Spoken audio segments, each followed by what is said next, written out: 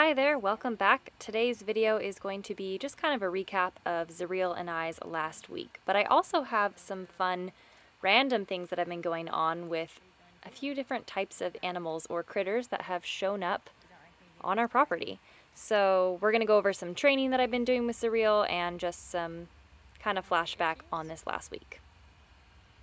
You like the itchies? Are you asking me to get on? Do you guys think that's what she's asking? For me to ride her? If this was Black Beauty, that's what she would be meaning, right? Also, Texas, what the heck? Can you stop with the rain? Do you want me to get on your back, Zuri? Is that what you're saying? She's like, definitely not. Actually, she's probably like, yeah, lady, I dare you. Okay, so Pickles is officially fixed and is allowed to be outside. So here, Qazi and Pickles are meeting each other, I think for the first or maybe the second time. But Pickles thinks that she's hiding in the grass, and obviously Qazi can totally see her. But it's just funny because Pickles freaks out and runs away. I have been slowly weaning Qazi back onto grass. She will never fully be out on grass, but I do let her graze for an hour a day with her mask on, and her and Zaril have gotten fond of each other through the fence.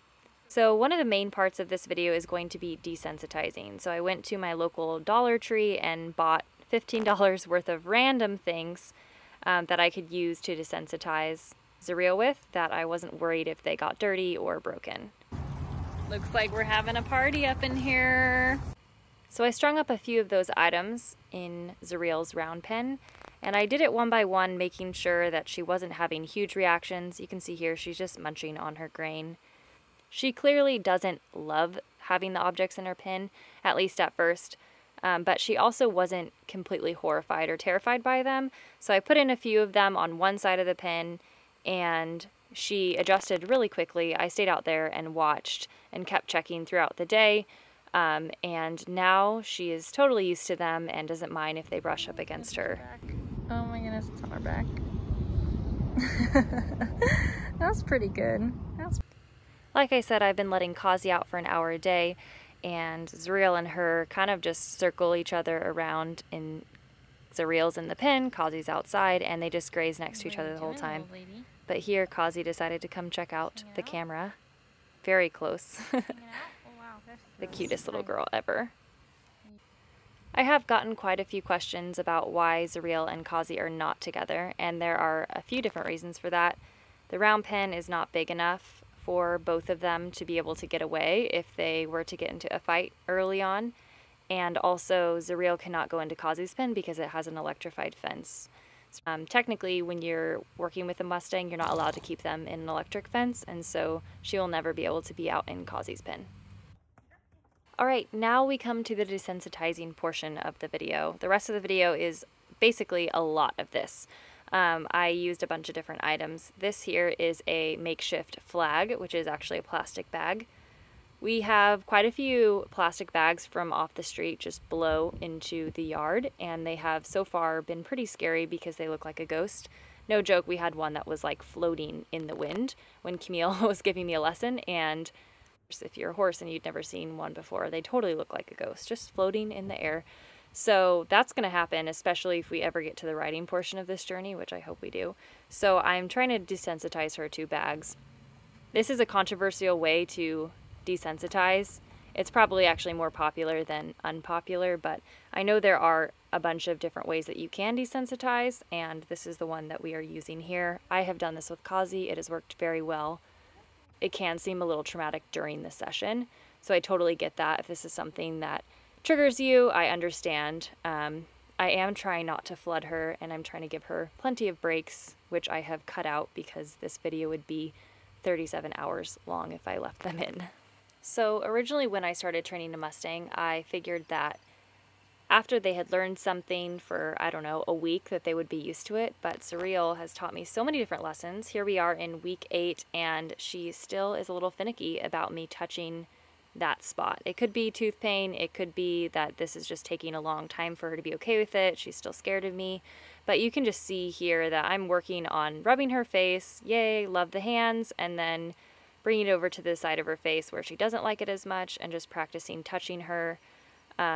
You'll see later on, she does have a few like freak out moments when I go and touch a certain spot, like her neck or her shoulder or even her jawline. So we're still working on getting her used to me being over there on that side.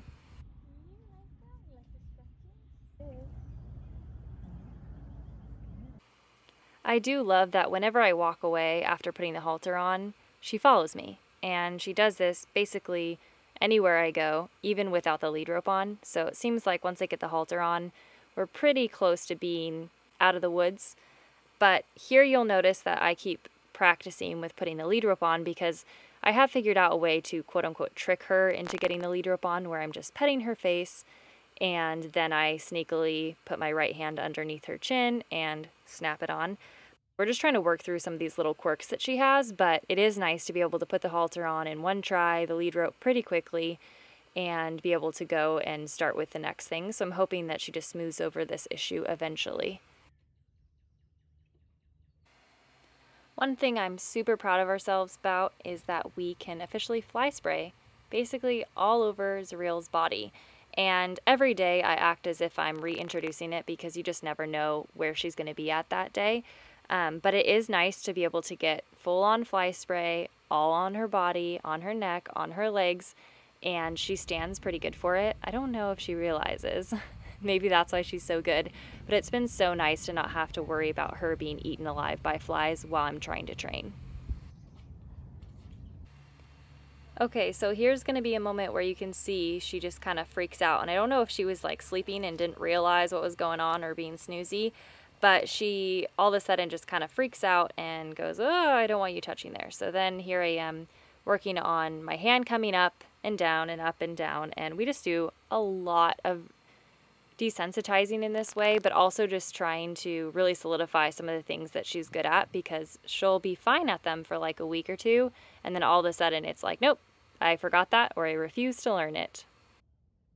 So here I am working with her and the rope. Like I said, this kind of might look like, oh man, she's just doing the same thing as she did the week before and the week before and the week before. And you might feel that way because guess what? You're right.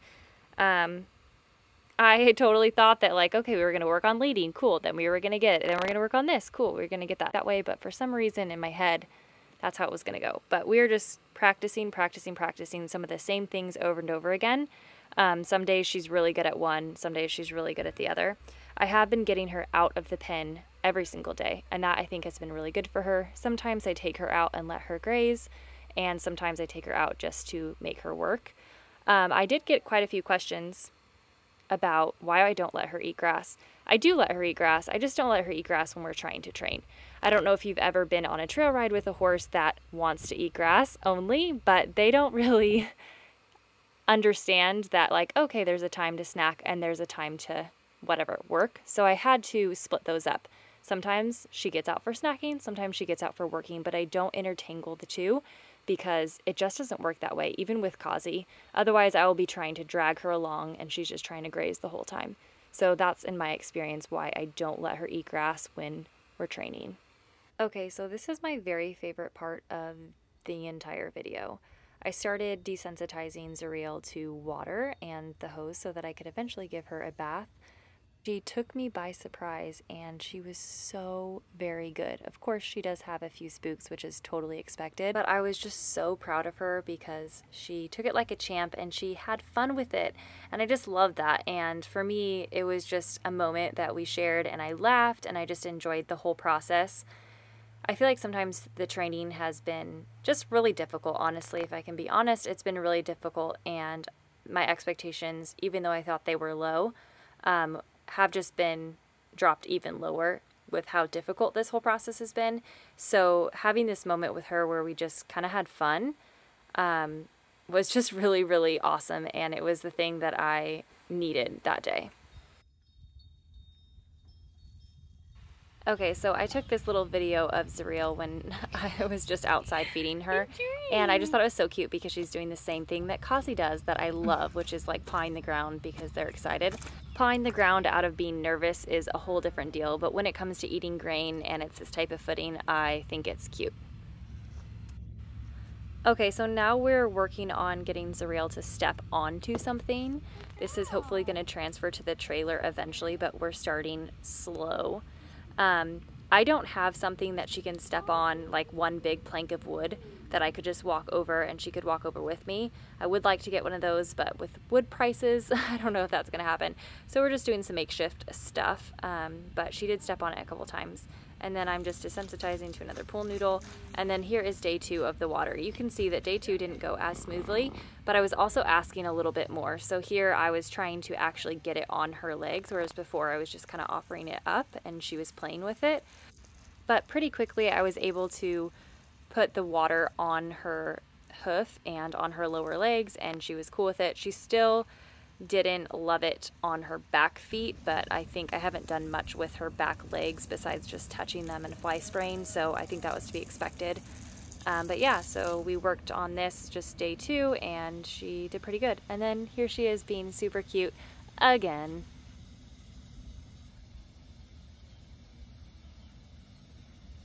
So I just dumped over Zaril's water bucket and we have a frog and a snake underneath it. Look at that, just hanging. That snake is not happy. Wonder what kind of snake it is. But there's a little frog in there. It's like, are they buddies or what's the deal? Run away, little frog. Just wanted to make it clear for everybody so that they understand where my stance is on this. I feel like it's really important and that I need to make it very clear. I do not approve. This. What the heckerton? This thing is ginormous. It is a tarantula and I don't like it.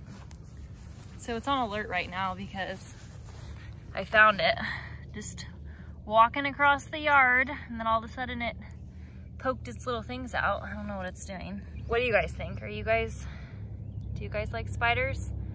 Personally, I'm not a fan because I feel like this thing is way too big. Way too big. It should not be this big. And I don't like it. I know someone's gonna ask if I killed the spider. No, I didn't. I did some research and figured out that they are not poisonous. If they bite you, it does hurt, but they're not going to hurt you per se, or I don't think animals either. So I just let it be and I live in disgust when I see them. I took Zaril to a different spot on the property that is actually right next to a hammock and on a hill and started working with her on some more grooming stuff and just touching in general. But I thought taking her to a different spot that she isn't used to would kind of put a little bit more pressure on her and maybe get her used to just being in random different spots.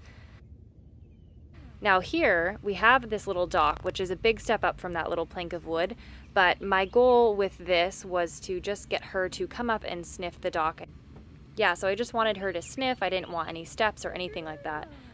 Just starting this off, and then as the days go on, we'll continue to hopefully get some steps, and this will transfer to her actually loading into a covered trailer.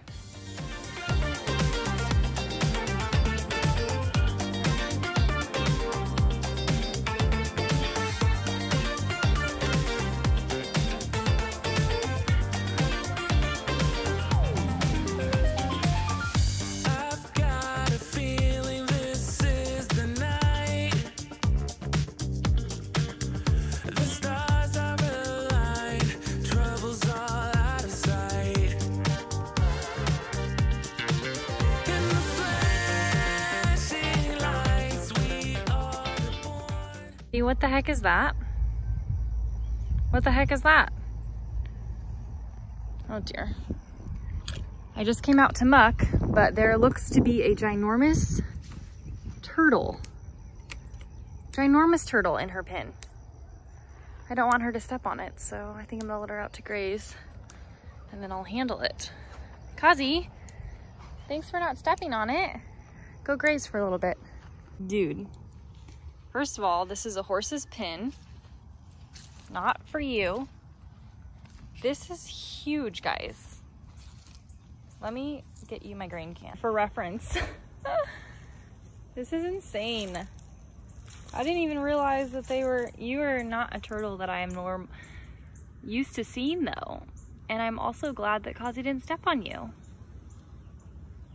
You know what I mean? You need to go somewhere else. This isn't safe.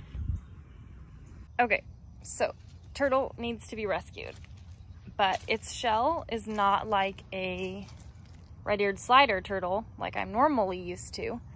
So I'm gonna go get like a towel, wrap it in a towel, release it to the pond, because if it's trying to lay eggs in Qazi's pen, not a good idea. And I also don't want it to get squished. So, turtle rescue. I was literally gone for like a second and it's trying to hide. Baby, I know you're trying to lay your eggs, but this is not the spot. This is not the spot.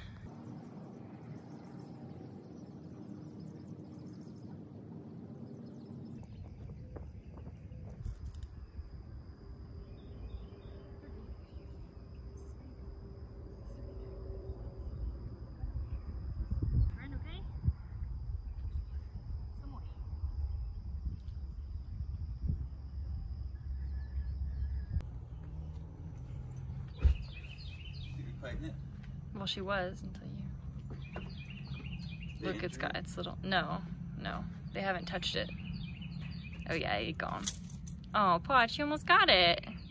Good girl, Chi-Chi. Now it's gone. I thought you guys would enjoy seeing the homeless horse again, so I added a couple extra bags to her bag of hay, just to add a little bit more stimuli in there, and she is taking it like a champ, doesn't even care. Girl. So I was just really spent this week desensitizing, tons of desensitizing in as many creative ways as I could possibly imagine. So we did a lot of that this week. I'm hoping this transfers, and as we continue to work on it, that she'll get a little bit less scared of sudden movements, especially with the flags that are flying in the wind and all of those things. I know the competition's going to be pretty scary, being in an indoor arena, having people clap or scream, other horses, all sorts of different banners and stuff that are going to be flying, and people's props and everything. So I really want to make sure we're prepared for that as much as we can be. And this is the last thing that we worked with her on this week, was desensitizing her to the saddle pad. She is also scared of things that go above her head and that move. So I just wanted to do a little bit of that for extra fun. She has not had the saddle pad touch, so this is the first time. And you can see that she's a little bit stoic here, just kind of like bracing. But eventually she chills out and she actually looks at it, turns around, looks at it. But honestly, I was really surprised with how well she did with this, because maybe going from the plastic bag to this is a lot less noisy, maybe less scary. When it touches her, it's very soft. It also smells like Qazi, which she is familiar with. So yeah, she did really great with that. Well, that is about it for this week's video. Thank you so much if you hung in all the way till the end. And if you did, let me know by dropping down below, how about the lightning bolt emoji? All right, I'll see you guys all next week.